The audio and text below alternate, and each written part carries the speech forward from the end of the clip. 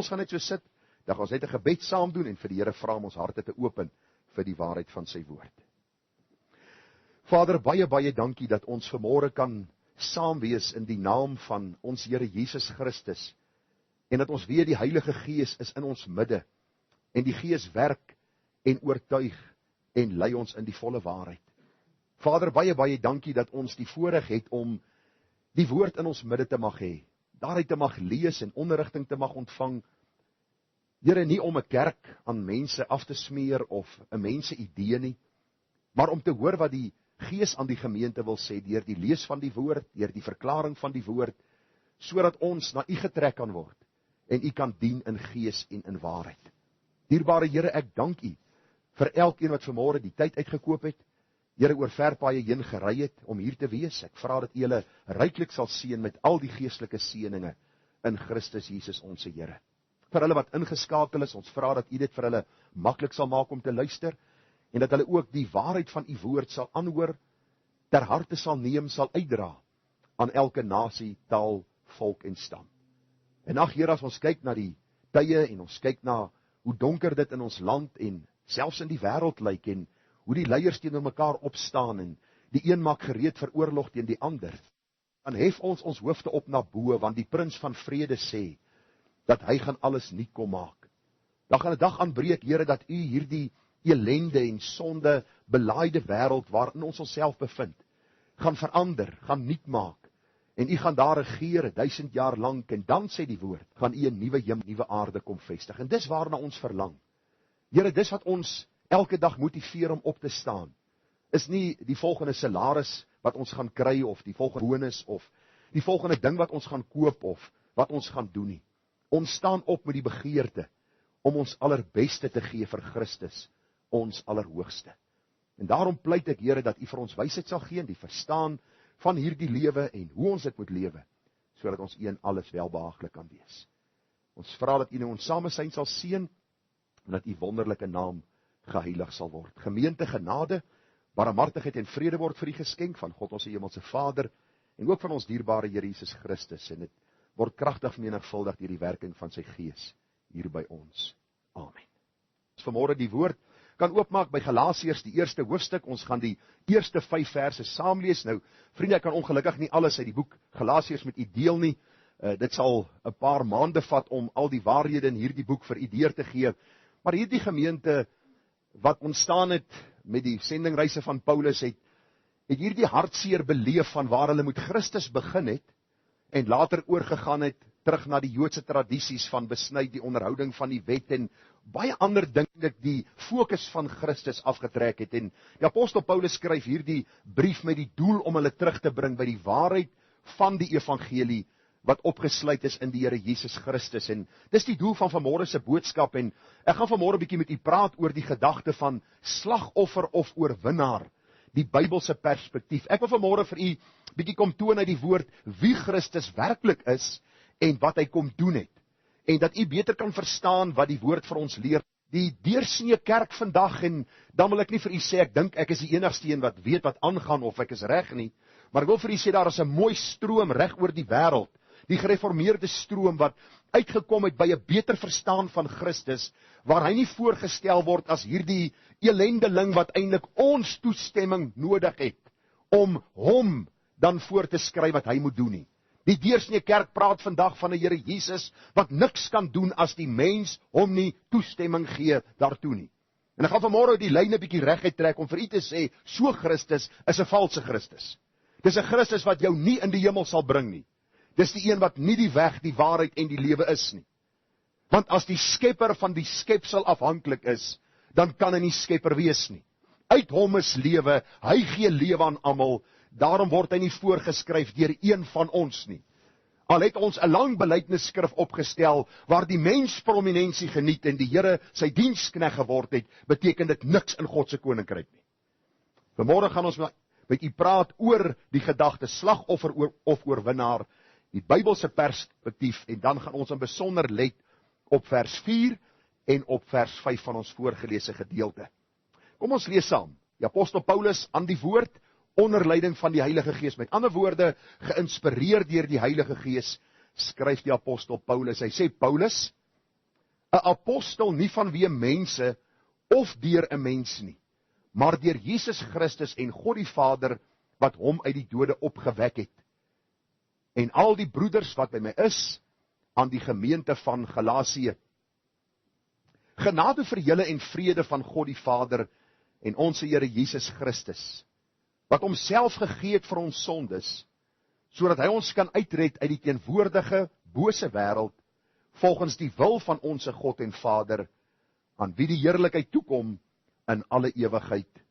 Amen.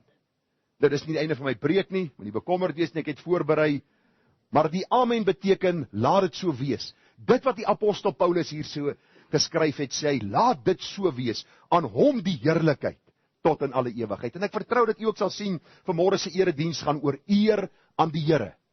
Ons bring eer aan hom. Waarom? Want hy is die een, waaroor die hele Bybel gaan. Ons teks van oordenking dan, vers 4 en 5, van hierdie gedeelte in Galasiërs, wat homself gegee het vir ons sondes, sodat hy ons kan uitred uit die teenswoordige, bose wêreld, volgens die wil van ons God en Vader, wie die heerlikheid toekom in alle ewigheid. Amen. Die tema dan vanmôre, slagoffer of oorwinnaar, die Bybelse perspektief. Slagoffer of oorwinnaar, die Bybelse perspektief. Ek wil hierdie boodskap begin deur vir u te sê, so paar jaar gelede, was daar 'n groot teoloog, wat van universiteit na universiteit gegaan het, en daar 'n rede gevoer het, en dan ook vrae beantwoord het van die studente. Nou, as u nou al redelik ver in die jare is, en u het nou al 'n geleerdheid, of miskien 'n ambag onder die knie, dan sal u agterkom, dat studente baie slimmer is, as 'n dokter, wat gespesialiseer het in iets, of miskien 'n predikant, of 'n man wat 'n doktersgraad verwerf het. Studente weet altyd meer. Ek was ook 'n student. Jy het altyd die vraag om iemand vas te vra, so dink jy. En as jy klaar die vraag gevra het, kom jy agter, dit is eintlik nie so skerp vraag gewees as jy gedink het dit is nie. En hierdie professor was ook dan van universiteit na universiteit besig om met hierdie studente te praat, en besonder oor God, sy woord. Hy was 'n professor in teologie gewees, 'n man wat geweldig geleerd was. En op 'n stadium staan 'n student op en hy vra hom die vraag. En hy sê vir hom: "Dokter, ek wil jou 'n vraag vra," of "Professor, ek wil jou 'n vraag vra. Wat was in die gedagte in die Bybel waaroor jy nog die meeste gepeins en gewonder het?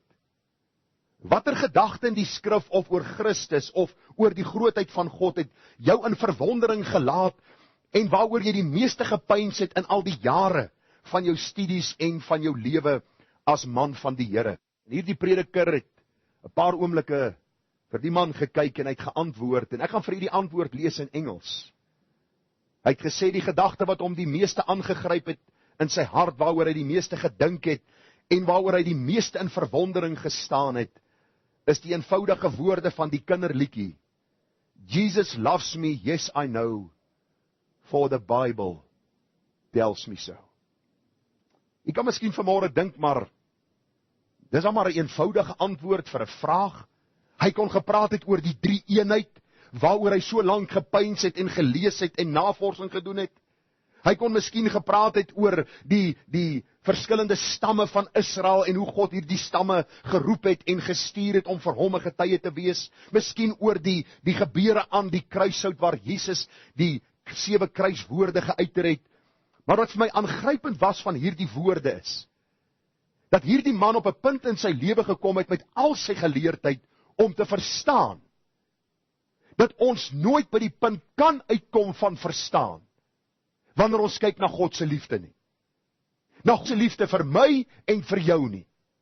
U sien, baie keer wil ons as kinders van die Here en mense wat die Bybel lees, wil ons by 'n gedagte uitkom dat God aansterf het omdat ek so besonder is. Omdat hy my raak gesien het en my in besonder lief gehad het, en dit oor my gaan en nie oor hom en sy grootheid en sy heerlikheid nie. Hierdie professor het verstaan dat die Here hom lief het. Dit weet hy. Die Bybel sê so, en waarom kan hy nie verklaar nie? En ek gaan vanmôre vir u ook sê dat in hierdie week, terwyl ek besig was met die voorbereiding, het ek op daardie punt opnuut uitgekom om te vra: Here, hoekom ek? Waarom het u my lief gehad? Daar is niks goeds in my nie. Daar is niks wat ek u kon gee om vir u eintlik half te beweeg om na my toe uit te kom en uit te reik nie. En ag vriende, die Bybel het maar die antwoord gegee.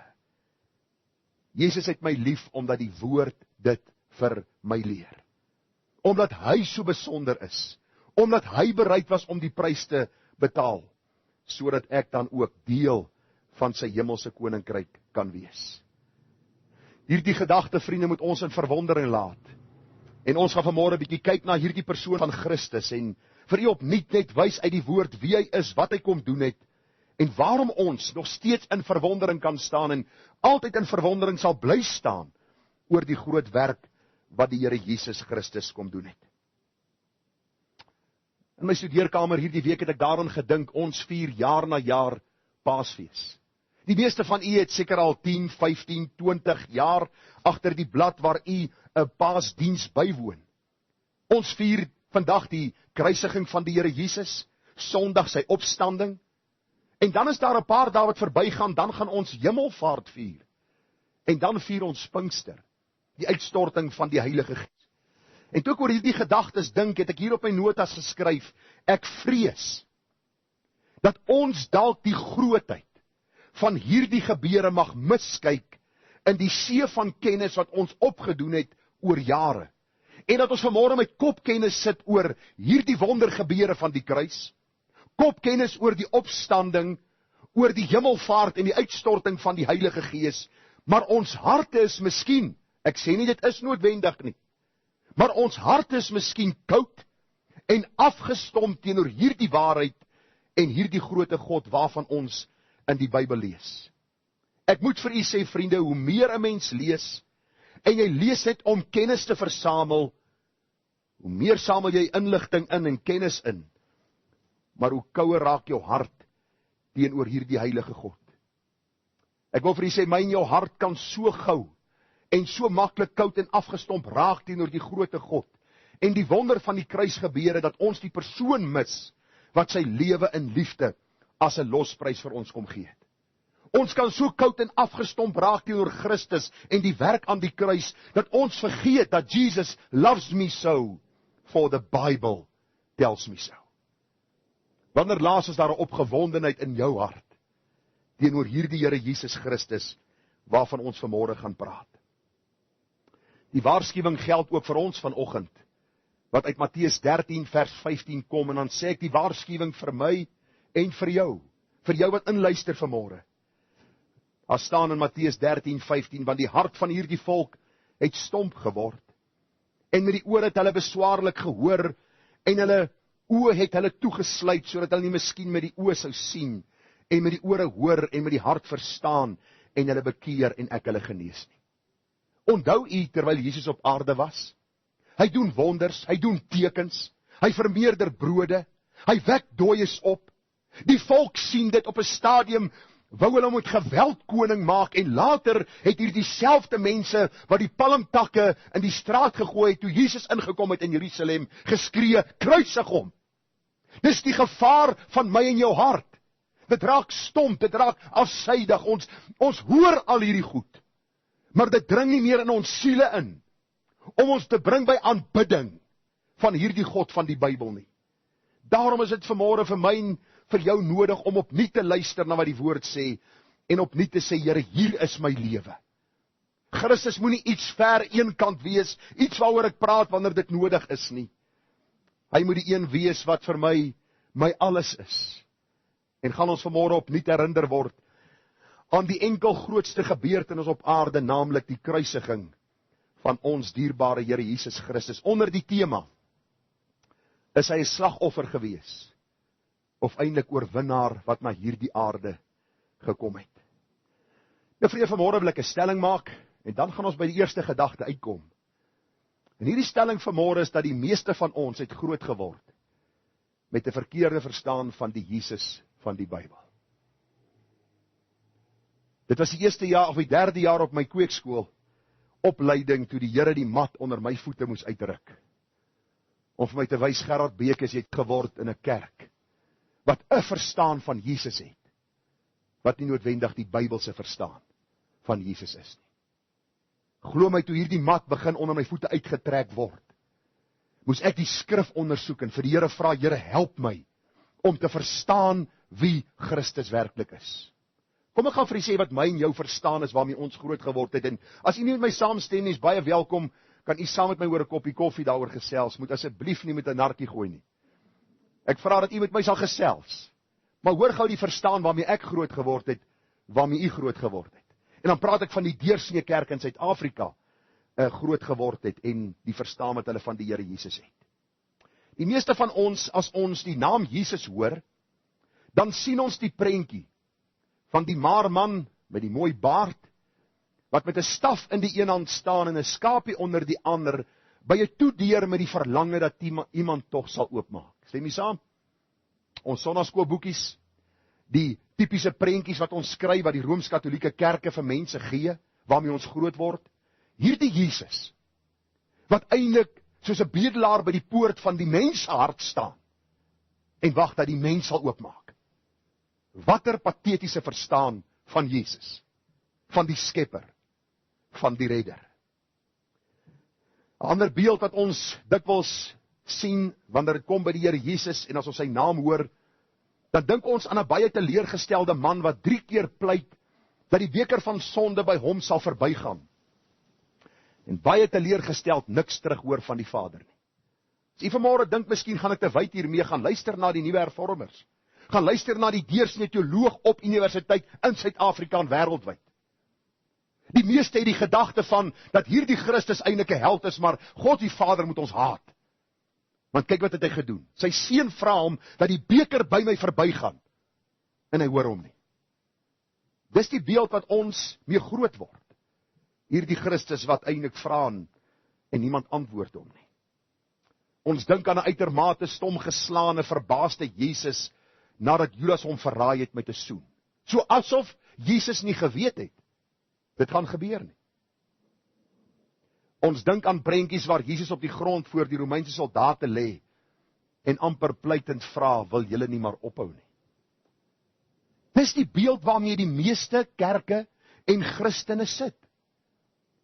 Hulle verstaan nie wie Christus is nie, en glo my, vir baie jare het ek ook nie verstaan nie. En miskien verstaan ek nou nog nie alles nie, en sal ek nooit alles verstaan nie, maar ek wil vir u sê, deur God se genade het ek 'n beter beeld vanuit die Bybel gekry oor hierdie Christus, oor sy oor sy opstanding, oor sy hemelvaart, en oor die uitstorting van die Heilige Gees, 'n meer Bybelse verstaan, en ek wil u vanmôre daarin begelei. So ek hoop u het moed, ek hoop u het krag, as u, miskien, as ons hier by 2 ure uitkom, miskien bietjie rugpyn ontwikkel, staan 'n oomblik op, en dan kan ons aangaan, maar ek moet vanmôre vir u net 3 gedagtes deurgee.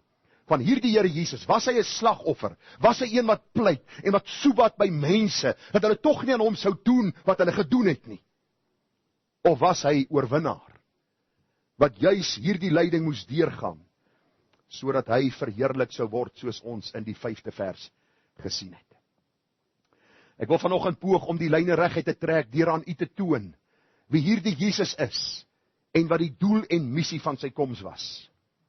Ek wil vanmôre die stelling maak en vir u sê, hy was nie 'n hulpelose slagoffer, wat op die verkeerde tyd, op die verkeerde plek was nie. U moet hoor hoe praat mense. Ag, as Jesus net 'n paar jaar vroeër gekom het, of 'n paar jaar later, terwyl die Bybel sê op die regte tyd het hy gekom. Hy was nie op verkeerde tyd, op verkeerde plek nie. Nee, hy was God, wat mens kom word het, met die doel om sy ewige plan ten uitvoer te bring. Hoor nou, op God se bepaalde tyd, met al die bepaalde rolspelers, het Jesus gedoen, wat van ewigheid af bepaal was, sodat hy na alles eer en heerlikheid sal ontvang. Ek wil u vra, kom sit aan die tafel, en kom eet die 3-gang maaltyd van wie Christus werklik was, wie hy is, en mag dit ook u en my aanspoor om hom te dien, en om te verwag waar hy in sy heerlikheid sal kom. Filippense 2:9 sê, daarom het God hom ook uitermate verhoog, en hom 'n naam gegee wat bo elke naam is, sodat in die naam van Jesus sou buig elke knie van die wat in die hemel, en die wat op die aarde, en die wat onder die aarde is, en elke tong sou bely dat Jesus Christus die Here is, tot heerlikheid van God die Vader. Klink dit vir u soos slagoffer, of klink dit vir u soos oorwinnaar? Kom ons stap gou deur hierdie boodskap. Die eerste gedagte, vriende, wat ek vanmôre met u moet deel, is Jesus het gewilliglik na Golgotha gegaan. Jesus het gewilliglik na Golgotha gegaan. Ek lees vir u Galasiërs 1 vers 4, die A gedeelte. Die Bybel sê wat hom self gegee het vir ons sondes. Het iemand hom gedwing? Was hy geforseer gewees? Was hy gedreig en gesê, as jy dit nie doen nie, dan sal die volgende met jou gebeur? Die Bybel sê vir ons, hy het homself gegee. Hy het vrywilliglik sy lewe kom gee. En ek wil vir u sê, toe ek hierdie gedagte hierdie week bepeins, toe dink ek daaraan, dat dit jou aan die hart gryp om te dink dat Christus gewilliglik sy lewe aan soveel haat, nyd, wreedheid en mense sadisme sou oorgee, sodat u en ek gered kan word. Ek het besef, vriende, dat die woord baie duidelik is, dat Christus gewilliglik sy lewe gegee het, op die bepaalde tyd, soos God dit ook daar gestel het. En kom ek vat u gou vinnig deur die Bybel, dat u saam met my kan sien wat sê die woord. Daarna, Johannes 7 vers 30, lees ons hierdie woorde. Dit is die begin van Jesus se aardse bediening. Toe probeer hulle hom gevangene te neem, en niemand het die hand aan hom geslaan nie. Wat staan daar? Omdat sy uur nog nie gekom het nie. Dan lees ons in Johannes 8 vers 20. Hierdie woorde het Jesus gespreek by die skatkis, terwyl hy in die tempel geleer het, en niemand het hom gevangene geneem nie, omdat sy uur nog nie daar was nie. En nou lees ons hierdie woorde. En ek gaan vir u 'n bietjie deur dit begelei, dat u kan verstaan, dat op God se bepaalde tyd, het Jesus gewilliglik sy lewe kom aflê, sodat hy vir ons sondes die prys kon betaal het. Jy sien, Jesus was op 'n goddelike missie, en niks en niemand sou dit in die wiele ry nie. Toe sy uur aanbreek, lees ons in Matteus 26, waar Judas saam die soldate na die tuin gaan om Jesus te arresteer, die volgende. Ek lees vir die Matteus 26:48. En sy verraaier het vir hulle 'n teken gegee en gesê, dis nou Judas Iskariot. Wie van die se kind is Judas? Hoekom doop ons kinders nie Judas nie? Jy kry nie 'n ouer wat sy kind Judas doop nie. Alles hulle ongered. Hulle noem hom nie Judas nie, waarom nie? Want aan Judas se naam is hierdie absolute verraad gekoppel. 'n Man wat saam met Jesus loop 3,5 jaar, en hy verraai hom. Ek vra jou vanmôre, hoeveel jare loop jy al saam met die kerk? Hoeveel jare bely jy, jy's 'n Christen, maar jou lewe verraai Jesus? Ander kan hom nie sien in jou lewe nie. Dan is jy nie 'n Christen nie. Dan is jy maar soos Judas, wat 'n naam en 'n beeld voorgee. En wanneer die tyd en die uur en die oomblik reg is, verraai jy hom. Ek wil vir u lees, en sy verraaier het vir hulle 'n teken gegee en gesê, die een wat ek sal soen, dit is hy, gryp hom. En dadelik gaan hy na Jesus en sê, gegroet Rabbi, en hy het hom gesoen. Ek wil hê u moet nou in die tuin van Getsemane uitkom, ons is amper in so tipe, sien nie Jesus saam met sy disippels, sien nie kom die soldate met hulle fakkels in, sien nie dit? Sien vir Judas vooraan, hy is die hero van die oomblik, so dink hy. En hy stap na hierdie vriend van hom, hierdie Messias van hom, hierdie koning, en hy soen hom. Jesus sê vir hom, vriend, waarvoor is jy hier? Toe kom hulle nader en slaan die hande aan Jesus en gryp hom. En een van die wat saam met Jesus was, het met een sy hand uitgesteek en sy swaard getrek, en hy die diensknegt van die hoofpriester geslaan, en sy oor afgekap. Die Bybel sê op 'n ander plek vir ons, die diensknegt se naam was Malgas. Ek weet nie of hy mal was voor die hou of na die hou nie. Maar die punt is net, hy slaan Malgas se oor af, en wat gebeur? Hardloop Jesus, sê vir sy disippels, kom ons vlug, dis nou ons kans om vry te kom. Hoor hoe gewilliglik Jesus na die kruis sou gaan. Hy sê vir Petrus, sit jou swaard in sy plek terug. Want almal wat die swaard neem, sal deur die swaard vergaan. Of dink jy, dat ek nie na my Vader kan bid, en hy vir my meer as 12 legioene van engele beskikbaar sal stel nie? Dis so 72,000 engele, gemaak die som, hulle sou die hele Jerusalem in 'n oomblik kon uitwis. Die Here sê vir Petrus, ek het jou nie nodig nie. Petrus, ek het nie jou hulp nodig nie. Ek is hier om gewilliglik my lewe af te lê. Vers 54 sê vir ons, hoe sou die skrifte dan vervul word, dat dit so moet gebeur? Maar dit alles gebeur, vers 56, dat die skrifte van die profete vervul sou word. toe het al die disippels hom verlaat en gevlug. Jesus het gewilliglik na Golgotha gegaan. Volg saam met my. Markus 8:31. Toe het hy, dit is Jesus, hulle begin leer dat die Seun van die Mens baie moet ly, lank voor hierdie arrestasie, lank voor hierdie pad van smarte wat hy sou bewandel, lank voor Golgotha, sê Jesus vir sy volgelinge, dat hy baie sou ly, hy sou verwerp word deur die ouderlinge en owerpriesters en skrifgeleerdes, hy sal gedood word, en na 3 dae sal hy opstaan. Wie van u kan dit sê? Wie van u kan getuig dat u die volgende paar weke dit gaan doen, dan gaan dit gebeur en dan gaan dit u reaksie wees? Ek dink nie een van u gaan dit waag om dit te doen nie. Want die kans dat jy 'n toets sal dop, is 100%. Want daar is een God wat die toekoms ken. Christus, die Seun van God, God wat mens kom word het, wat gewilliglik sou stap na hierdie kruis, om vir ons die prys te betaal. Johannes 10 vers 11, en dan gaan ons oor na die tweede gedagte. Daar staan, Jesus sê vir sy disippels, hy sê dit vir ons, ek is die goeie herder. Ek is die goeie herder. Die herder lê sy lewe af vir die skape. Daarom het die Vader my lief, vers 17, omdat ek my lewe aflê om dit weer op te neem. Ek lê my lewe af en ek neem dit op, vers 18. Niemand neem dit van my af nie, maar ek lê dit uit myself af. Ek het mag om dit te kan af te lê en ek het mag om dit weer op te neem. Hierdie gebod het ek van my Vader ontvang. Baie mense sê, maar die Romeinse soldaat het hom gekruisig en hulle het hom gespot en hulle het hom gehoon en hulle gaan rekenskap vir al hierdie dade dan ook gee wat hulle aan Jesus gedoen het. Maar luister, niemand het sy lewe van hom afgelê nie, of van hom geneem nie. Hy het dit self gelê. Dit was nie die erge pyn wat hy beleef het, wat op 'n punt gekom het waar hy nie meer krag gehad het nie, toe sterf hy nie. Nee, op die bepaalde tyd toe sê hy, tetelestai, die prys is betaal.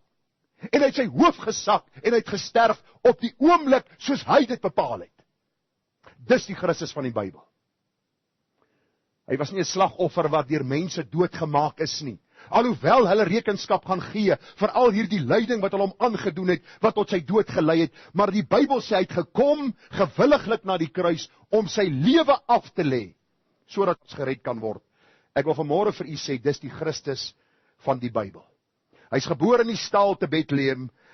Hy het 'n volmaakte lewe geleef. Op die regte tyd het hulle hom gevangene geneem, het hulle hom gemartel sodat Jesaja 53 in vervulling kan kom, dat hy nie meer die voorkoms van 'n mens gehad het nie. Hy's aan 'n kruis vasgeslaan sodat hy sy lewe kon aflê, gewilliglik, om sondaars te red. Die tweede gedagte, Jesus het doelgerig na Golgotha gegaan. Hy het nie net gewilliglik gegaan nie, maar hy het doelgerig gegaan. Hierdie gedagte het my besig gehou hierdie week. En dit is goed as 'n gedagte jou besig hou. Want wat beteken dit dat Jesus doelgerig na Golgotha gegaan het? Kom ek lees vir u wat staan in Galasiërs 1 vers 4, die B gedeelte. Wat homself gegee het, ons daar reeds daaroor gepraat, dat hy gewilliglik homself gegee het vir ons sondes, en dan, sodat hy ons kan uitred uit die teenwoordige bose wêreld, om ons vry te maak van sonde. Hy red ons nie dat ons dieselfde mens sal bly na ons redding, soos ons voor ons redding was nie. Kyk na 'n man soos Saggeus. Hy klim in hierdie wilde vye boom op, want hy wil Jesus sien. En wat sê die Bybel? Hy begin uitroep. Nee, Jesus kom staan, stil by die boom en sê, klim af. Ek wil na jou huis gaan, en die Here verander hom, dat hy sê, Here, as ek iets van iemand afgepers het, gee ek dit 4-dubbele terug. Wat wil die Bybel vir ons leer? Jesus het doelgerig na Golgotha gegaan. Waarom? Want hy wil ons uitred uit die teenwoordige bose wêreld. Kinders van God moet nuut gemaak word, hulle moet anders te wees. Jesus het met 'n goddelike missie gekom, doelgerig na die kruis gegaan, om ook te sterf vir hulle wat gered sal word. Kom ek lees gou vir u hierdie doelgerigte sterwe van Jesus, en ek wil tog vanmôre die vraag beantwoord, wat baie mense my vra, hulle sê vir my, die Bybel sê Jesus het vir almal kom sterwe. Is dit so? En nou weet ek, daar gaan koppe wees wat so sê en koppe wat so sê. En daar gaan koppe wees wat in die ronde draai wat sê, ek weet nie. Ok, ons moet dit definieer. Want as ons sê Christus het vir almal kom sterwe, dan sê ons glo aan universalisme. Dat almal op die einde van die dag in die hemel sal kom, want as Jesus die straf vir almal gedra het, dan kan hulle nie weer eendag in die ewigheid hulle eie straf dra nie. As jy glo dat Jesus vir almal gesterf het, dan sal almal in die hemel wees. Of jy met jou teologie verander, of jy met die Bybel begin lees, dat die Here jou hart verander, of jy moet sê, luister, ek glo aan 'n valse godsdiens, wat glo dat hierdie almal sluit almal in, en dat niemand eendag in die hel sal wees nie. Sover ek verstaan, gaan die hel redelik voller wees as die hemel. Maar kom ons kyk na Jesus se doelgerigte sterwe en gaan na Golgotha. Nou gaan vir die twee gedagtes uitlig, en dan gaan ons dit uitbrei met die res van die skrif. Jesaja 53 vers 5. Maar hy is terwille van ons oortredinge deurboor, terwille van ons ongeregtighede is hy verbrysel. Die straf wat vir ons die vrede aanbring was op hom, en deur sy wonde daar vir ons genesing gekom. Nou u, wat nou saam met ons die pad stap die afgelope 7 maande sal weet, hierdie ou versie het my werk gekos. Want die meeste reken hierdie wonde is siekte, en mense word gesalf, en in die naam van Jesus en deur sy wonde word jy liggaamlik gesond gemaak. Watter klomp leuns vertel predikers net nie aan mense nie. Ek het onlangs iets baie komies gehoor, waar een man vir een van hierdie predikers wat so salf en bid en almal gesond wil maak, vir hom die vraag gevra, toe jy COVID kry, het jy die ouderlinge ingeroep, of het jy die dokter ingeroep? Jy sê die man met 'n rooi gesig, wat hy die dokter geroep. Hy glo nie wat hy self leer nie. Jesus het nie aan die kruis gesterf vir jou siekte nie. Hy het aan die kruis gesterf vir jou sonde. Maak Jesus mense gesond? Ja, hoekom? Want hy's genadig en barmhartig en liefdevol. Hy kan as hy wil, net soos die tannie sê, hy weet meer as meeste predikante. Hy kan as hy wil, terwyl die meeste sê, as jy sê dis God se wil om gesond te word, dan spreek jy woorde van ongeloof uit. En dis iets wat 'n kind van die Here nie mag doen nie. Watter patetiese leuns verkondig mense. Maar dis nie waaroor ek wil praat nie, ek is klaar daaroor gefeier. Die punt is maar net, vers 6. Ons het almal gedwaal soos skape. Almal, ek, jy, my kinders, jou kinders, elkeen wat gebore is deur alle eeue, het gedwaal soos skape, ons het elkeen sy eie pad geloop. Maar die Here het die ongeregtigheid, u moet nou saam volg, want hier kom die kruks van die saak, dat hy doelgerig na Golgotha gegaan het. Maar die Here het die ongeregtigheid van ons almal op hom laat neerkom. Wie is hierdie almal? Wie is hierdie almal? Kom ons beantwoord dit in die volgende vers, of vers 10. Maar dit het die Here, hoofletters, die verbondsgod behaag, om hom, dit is Jesus, te verbrysel. Hy het hom krank gemaak, as sy siel 'n skuldoffer aangebied het, sal hy 'n nakroos sien. Wie is hierdie almal? Dis die nakroos. Dis die wat sal glo in Jesus. Dis die wat weergeris sal word. So die almal beteken nie almal oor die wêreld en almal sal eendag hemel toe gaan nie. Dis so helder soos daglig. As jy anders te wil glo, is jy moedswillig. Die Bybel sê, hy het hierdie son van ons op hom laat neerkom, en hy as Christus het sy siel as 'n skuldoffer aangebied, en hy sal 'n nakroos sien. Hy sal die dae verleng, en die welbehae van die Here sal deur sy hand voorspoedig wees. En ek wil gou verder vat in die woord van die Here. Hoor hoe beantwoord Hebreërs 2 vers 11, dit wat ons in Jesaja 53 so pas gelees het. Die Hebreërs skrywer skryf, en hy praat oor die Here Jesus Christus, en hy sê, want hy wat heilig maak, sowel as hulle wat geheilig word, is almal uiteen. Om hierdie rede skaam hy hom nie om hulle broeders te noem nie, wanneer hy sê, ek sal u naam aan my broeders verkondig. In die midde van die gemeente sal ek u prys, en verder, ek sal my vertroue op hom stel, en verder, hier is ek en die kinders wat God my gegee het. Ek vat u gou weer terug na Jesaja 53, wat staan daar? Maar dit het die Here behaag om hom te verbrysel, hy het hom krank gemaak, as sy siel 'n skuldoffer aangebied het, sal hy 'n nakroos sien. God sal vir Christus 'n geskenk gee. Hy sal vir hom siele gee wat gered sal word, wat tot geloof sal kom. En die Hebreërs skrywer sê presies dieselfde. Hier is ek en die kinders wat God my gegee het. Jy het jouself nie vir God gegee nie, man. Ag, kom ons wees eerlik. Jy het geen behaan God gehad nie. Dis hy wat in jou behaag gehad het, en uit jou hart verlig met die waarheid en deur die geloof het jy die verlosser gesien en jy het uitgeroep om redding. En dis die geskenk wat God aan Christus kom gee het. As jy vanmôre gered is, het Christus jou of God jou as vir geskenk aan Christus gegee. Ek lees vir u die hoëpriesterlike gebed, u almal ken dit. Johannes 17 vers 1. Dit het Jesus gespreek en hy het sy oë na die hemel opgehef en gesê: Vader, die uur het gekom, verheerlik u seun, sodat u seun u ook kan verheerlik. Vers 2. Soos u hom mag oor alle vlees gegee het, sodat hy aan almal wat u hom gegee het, die ewige lewe kan gee. Almal wat u hom gegee het, die ewige lewe kan gee. Vers 6. Ek het u naam geopenbaar aan die mense wat u my uit die wêreld gegee het. Hulle het aan u behoort en u het hulle aan my gegee. En hulle het u woord bewaar, nou weet hulle dat alles wat u my gegee het van u kom. Dis die ander rede waarom ek gefire is. Want ek glo dat God die initieerder is van jou redding. Nie jy nie. Dat God van ewigheid af hierdie inisiatief geneem het om te sterf vir hulle wat sou glo. En hy is die een wat geloof in jou hart werk. Die probleem met die kerk van vandag, ons maak van Jesus 'n bedelaar en ons maak van onsself die God wat in beheer is van hierdie Jesus.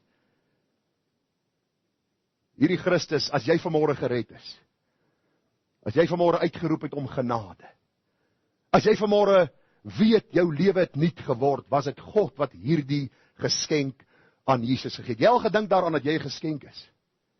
'n Geskenk wat God aan Jesus gee, omdat hy doelgerig aan die kruis gesterf het, vir die bepaalde doel, om sondaars te red. Ek lees vir u wat Hentie geantwoord het, Johannes 3:16. Want so lief het God die wêreld gehaat, sodat hy sy enige gebore seun gegee het. En nou sê mense, sien jy daar? Die wêreld. Gerard, jy moet reg lees. En ek lees reg. Daar staan wêreld. Maar dan verduidelik die vers wat wêreld beteken.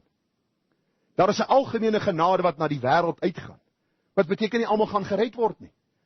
Die vers sê verder, sodat elkeen wat in Jesus glo, nie verlore mag gaan nie, maar die ewige lewe kan hê. Vers 18. Hy wat in Jesus glo word nie veroordeel nie, maar hy wat nie glo nie is alreeds veroordeel, omdat hy nie geglo het in die naam van die enige gebore seun van God nie. Ons praat, vriende, van effektiewe versoening. Ons praat dat hierdie versoening effektief geword het vir hulle wat uitgeroep het om genade. En waarom het jy uitgeroep om genade? Omdat God jou as 'n geskenk aan Christus beloof het. Hy het nie kom sterf. En toe vaar hy op hemel toe en toe sit hy daar en hy hoop en hy wens, ag ek hoop tog net sondaars wil my raak sien en hulle bekeer tot my, terwyl die Bybel sê ons is dood in ons sonde en misdade. Wie van u het van nature 'n geneigtheid na die goeie? Wie van u staan in die môre op en sê, ek wil vandag die beste man vir my vrou wees.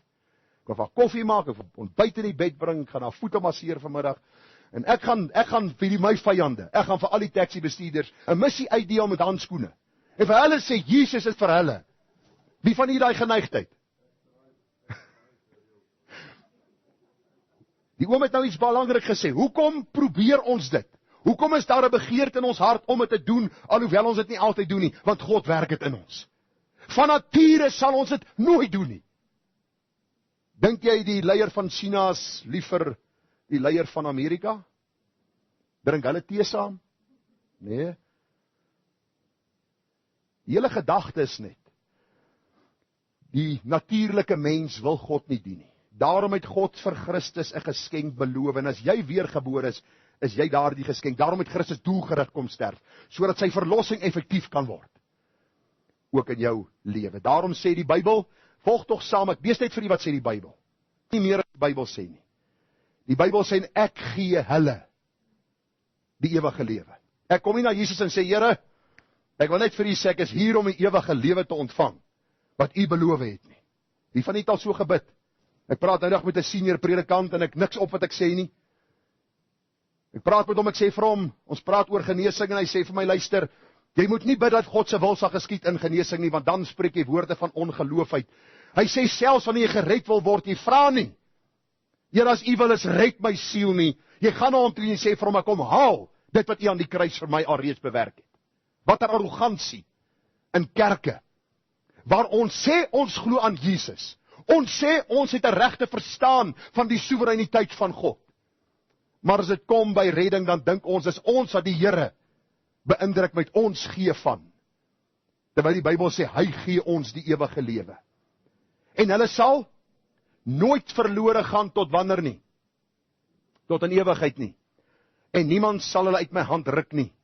My Vader wat hulle aan my gegee het, is groter as almal, en niemand kan hulle uit die hand van my Vader ruk nie. Ek het hier op my notas geskryf, vriende, dat Christus aan die einde van hierdie aardse bedeling 100% suksessyfer sal hê. Die hemel gaan nie leeg wees nie. Dink ons vir een oomblik, God het sy seun aan die vloekhout laat sterwe, met die hoop dat mense gered sal word, en hy sal later 'n telling neem om te sien of daar genoeg plek in die hemel is vir almal. Hy het doelgerig na die kruis gekom, om vir hom 'n bruid vry te koop. Ek hoop jy's deel van die bruid. Wat mense sê, ag, hoe gaan ek weet ek is deel van die bruid, en hoe gaan ek weet dat die Here my gekies het vir saligheid? Ek gaan vir jou antwoord gee, hoe jy kan weet. As jy op jou knieë gegaan het en gesê, Here, wees my sondaar genadig. En as jy dit klaar gedoen het, sal jy besef, dis God wat dit in jou gewerk het, sodat hy al die eer kan kry. Hoor wat sê vers 29. Jesus is aan die woord. Hy sê, my Vader wat hulle aan my gegee het. Met ander woorde, hierdie bruid, wat hulle aan my gegee het, is groter as almal, en luister, en niemand kan hulle uit die hand van my Vader ruk nie. Waarom kan ek vanmôre sê, dat ek sekerheid van saligheid het? Omdat ek my hart vir Jesus gegee het, of omdat hy my die ewige lewe kom gee het, omdat hy vir my die geskenk kom gee het van verlossing, omdat hy vir my sê, niemand sal jou uit my hand ruk nie. As dit van my en jou afgehang het, was ons lankal uit die hand van die Here. Ek moet vir u sê, ek is nou 34 jaar 'n kind van die Here, en ek bely dat ek week na week in my studeerkamer vir die Here sê, Here, ek kan nie dink dat 'n mens se hart so boos kan wees nie. Jy raak baie keer op 'n manier kwaad vir mense wat met boosheid aangaan in die land. Jy dink baie keer gedagtes wat jy by jouself dink, hoe kan ek hierdie goed bietjie bewerk dat ek hierdie ouens kan regkry? En dan kom wys die Here vir jou, was dit nie vir God se genade in Jesus nie? Sou jy nie bid vir jou vyande nie? Jy sal nie God verheerlik nie, jy sal nie liefde bewys aan ander nie. Dis God wat dit in jou werk, want jou en my hart is boos. So Christus het gewilliglik aan die kruis kom sterf, en hy doelgerig kom sterf, sodat hy sy bruid kan red. Ek het vir u gesê laasweek, dus ek my bruid gekies het, kies Christus sy bruid. Hy kies sy bruid. Hoe kies hy hulle? Deur sy lewe aan die kruis te gee. En elkeen wat aan hom glo, sal nie verlore gaan nie. Het jy al geglo? Het jy al soos die tollenaar gesê, wees my sondaar genadig? Die laaste punt. Jesus het in absolute gehoorsaamheid na Golgotha gegaan. Galasiërs 1 vers 4, wat homself gegee het vir ons sondes, sodat hy ons kan uitred uit die teenwoordige bose wêreld. Wat staan daar? Volgens die wil van onsse God en Vader. Nou vriende, die nuwe hervormers en die liberale teoloë van ons tyd, nie net in Suid-Afrika nie, maar reg oor die wêreld, en ek lees vir u wat hulle skryf, reken dat God die Vader sadisties was in die stuur van sy seun as 'n offer aan die kruis, en juis daarom moet ons God haat en Jesus lief hê. Dan dink ek op myself, die Bybel sê God is 'n drie-enige God, een in wese, drie in persone. Ons kan dit nie ten volle verklaar nie, maar ons weet dat daar harmonie is tussen God die Vader, God die Seun, God die Heilige Gees. Daar is nooit 'n misverstand nie, daar's nooit iets wat een van die drie eenheid doen, wat die ander een nie mee saamstem nie. Van ewigheid af was daar 'n gehoorsaamheid in die hart van die Seun, om die wil van Vader ten uitvoer te bring, en die Heilige Gees was betrokke in dit alles, wat is die Gees van God. Ek het hier op my notas geskryf, hoe dwaas en sonder verstand kan sondaars nie raak nie. Kom, ek gaan gou vir u wys hoe Jesus in gehoorsaamheid na Golgotha gegaan het. Hy het gewilliglik gegaan, hy het doelgerig gegaan, en hy het in gehoorsaamheid gegaan. Hoor wat sê Jesus self in Johannes 4 vers 34. Jesus sê vir hulle, my voedsel is om die wil te doen van hom wat my gestuur het en om sy werk te volbring. As jy nie môre opstaan, wat is jou eerste gedagte? Meeste van ons, werk. Jy wat op pensioen is, ek is op pensioen. Ek wil eintlik gaan werk. Ons gedagtes is miskien oor bekommernis oor ons kinders of wat ook al. Ek wil jou vra om Johannes 4:34 jou lese te maak. Vader, hoe kan ek vandag u verheerlik? Hoe kan ek u wil vandag ten uitvoer bring? So Jesus het in gehoorsaamheid aan die wil van die Vader homself onderwerp en hy het in gehoorsaamheid na Golgotha gegaan. Johannes 5:30. Ek kan uit myself niks doen nie. Soos ek hoor, oordeel ek en my oordeel is regverdig, omdat ek nie my wil soek nie, maar die wil van die Vader wat my gestuur het. Wanneer laas het een ek in 'n situasie gesê, Here, ek soek nie my wil nie, maar ek soek u wil. Ek dink die meeste van ons sê, maar weet jy wat, die Here sal verstaan. Ek het hierdie ding nodig, wat ek nie nodig het nie, maar wat my later in die moeilikheid gaan laat beland. Maar ek wil hê, jy moet die gedagte sien, dat Jesus het in absolute gehoorsaamheid Golgotha gegaan. Hy was nie 'n slagoffer nie.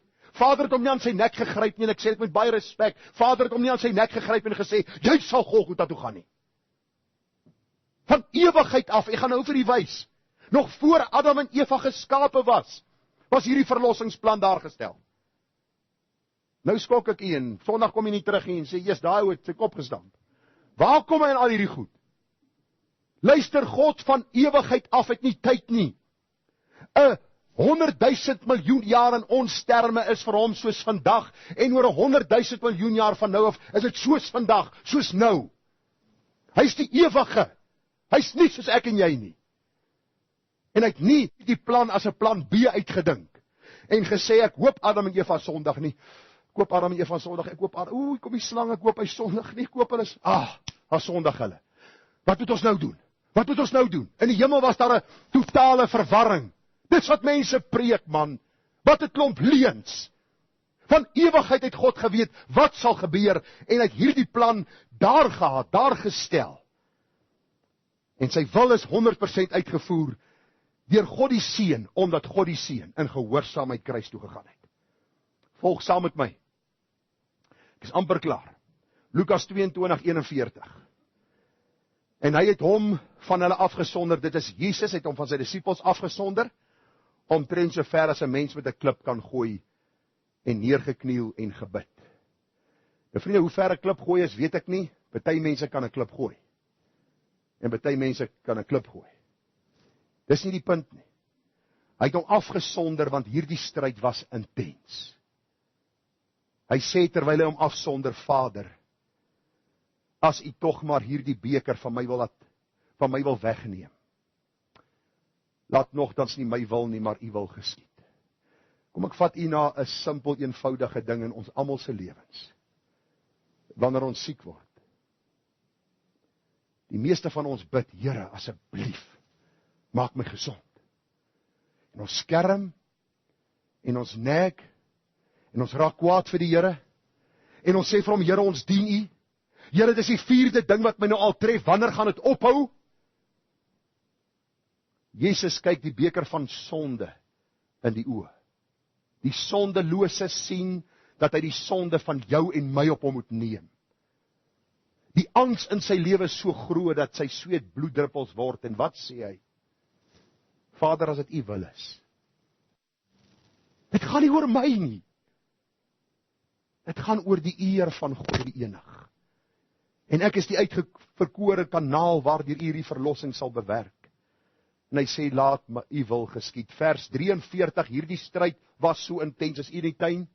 Sien u die Here Jesus, hy roep na die Vader. Die stryd was so intens dat die Here 'n engel uit die hemel stuur om hom te versterk. Om hom te bemoedig, om hom hier te bekragtig. Want hy was volkome God en mens. Vers 44, en toe hy in 'n sware stryd kom, het hy met groter inspanning gebid. En sy sweet het geword soos bloeddruppels wat op die grond val. Wanneer ons stryd groter word, wat doen ons? Ons probeer die ander uitweg. Die Here hoor seker nie, hierdie gebed is seker nie in sy wil nie, kom ons gaan aan. Ons probeer iets anderste. Ek wil jou vra, wanneer jou stryd intens groot raak, bid met groter inspanning. Ons sal nooit met hierdie inspanning kan bid wat Christus gebid het nie, want hy sou die sonde draer geword het. Maar die Bybel sê, ek moet groter inspanning gebid.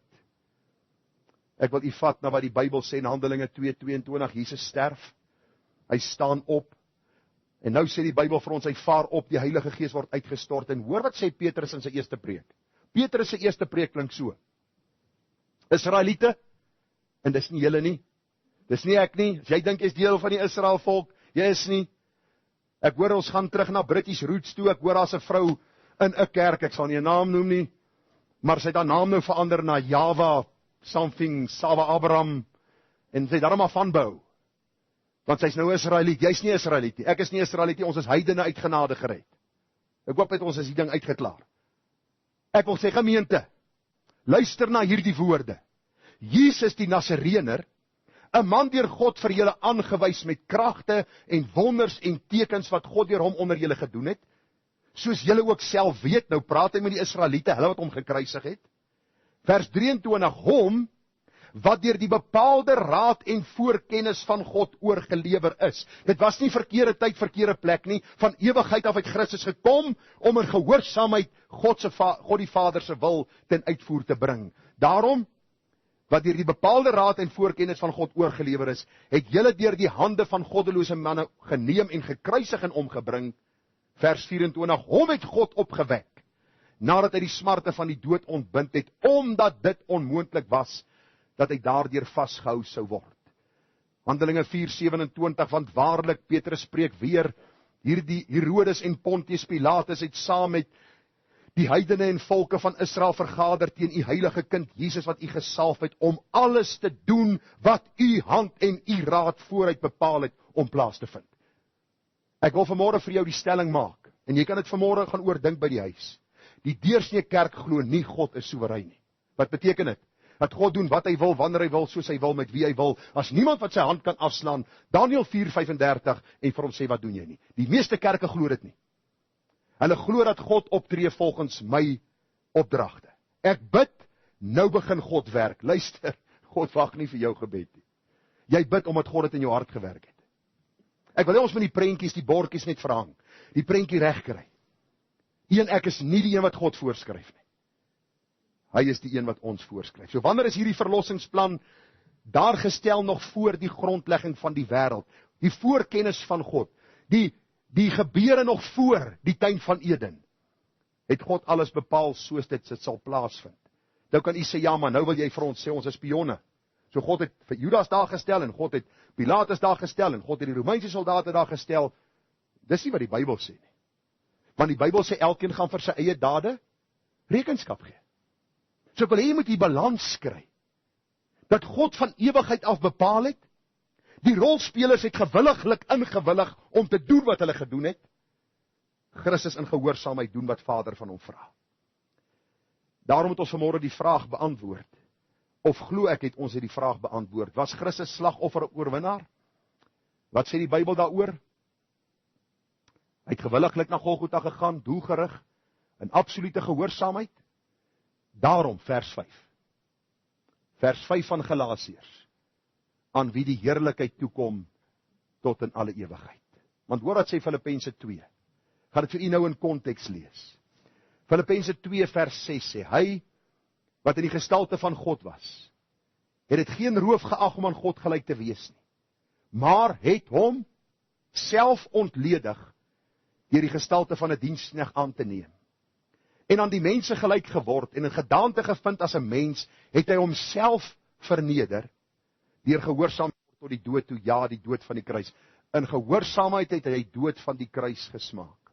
Vers 9, daarom het God hom ook uitermate verhoog en hom 'n naam gegee, wat bo elke naam is, sodat in die naam van Jesus sou buig elke knie van die wat in die hemel en die wat op die aarde en die wat onder die aarde is, en elke tong sou bely dat Jesus Christus die Here is, tot heerlikheid van God die Vader. Hy het gewilliglik na hierdie kruis gegaan. Hy het teruggegaan. Hy het in gehoorsaamheid gegaan. En ek sluit af met hierdie woorde, en ek hoop hierdie woorde sal soos 'n foto in jou kop vasslaan. En hierdie gedagte sal jou jag totdat jy by die punt uitgekom het van verlossing. Ek lees vir u wat ek hier op die bord geskryf het en volg saam met my. Ek wil vanmôre vir jou vra.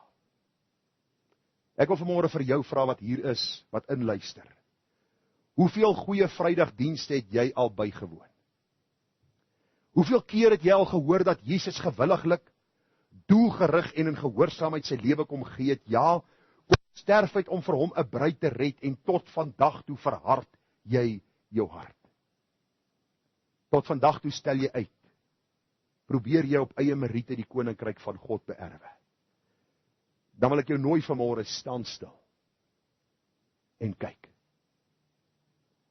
Kyk na die kruis, na die verbryselde lam en sê, Here, red my. Ek wil vanmôre vir u vra, roep uit, soos Halleluja lied 203 sê. Net soos ek is, geen hulp naby, alleen u bloed gestort vir my.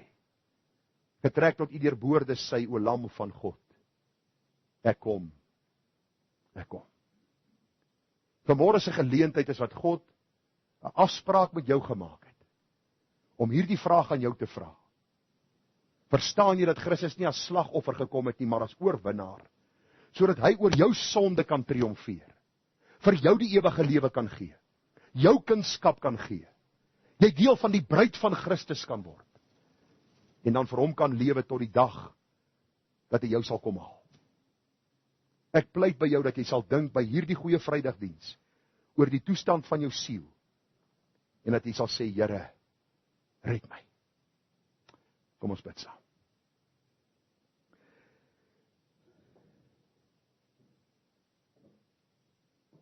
Hemelse Vader, ons bid dat ons 'n regte verstaan van Christus en van sy offer aan die kruis sal verkry.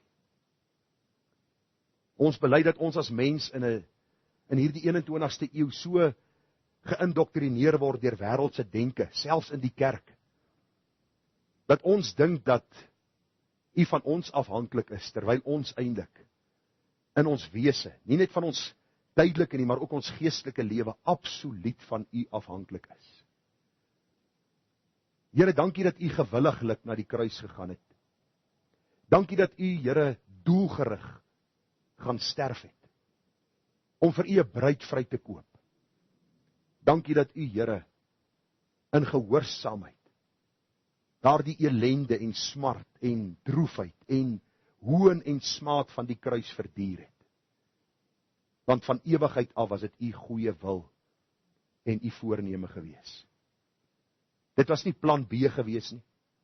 Dit was nie iets wat u uitgedink het op 'n stadium toe Adam en Eva gesondig het nie. Van ewigheid af het u dit bepaal en ons verstand kan nie die volheid van hierdie verlossingswerk verstaan nie. Maar wat ons weet, Here, en wat die woord vir ons leer, ons kan die hand van genade uitsteek en sê, Here, red my. Open my dooie verstand, wat apaties staan teenoor die geestelike waarhede van die woord. Open my hart, dat ek kan sien die wonders uit u wet, dat ek vergifnis en verlossing en redding kan smaak, en kan weet ek is kind van God, om voortaan te lewe, soos 'n kind van God. Ons gaan Sondag by die opstandingsdiens bietjie praat oor, Here, die verandering wat die opstanding in die harte van die disippels teweeggebring het, laat plaasvind het, en daarom vra ek, Here, dat ons wat aan u behoort, dat ons nie in moedeloosheid sal sit en sal wonder, wat gaan volgende gebeur in hierdie wêreld nie, maar dat ons oë sal ophef na bo en sal weet, ons verlosser is naby. En mag dit ons motiveer om ons beste vir u te gee. Amen.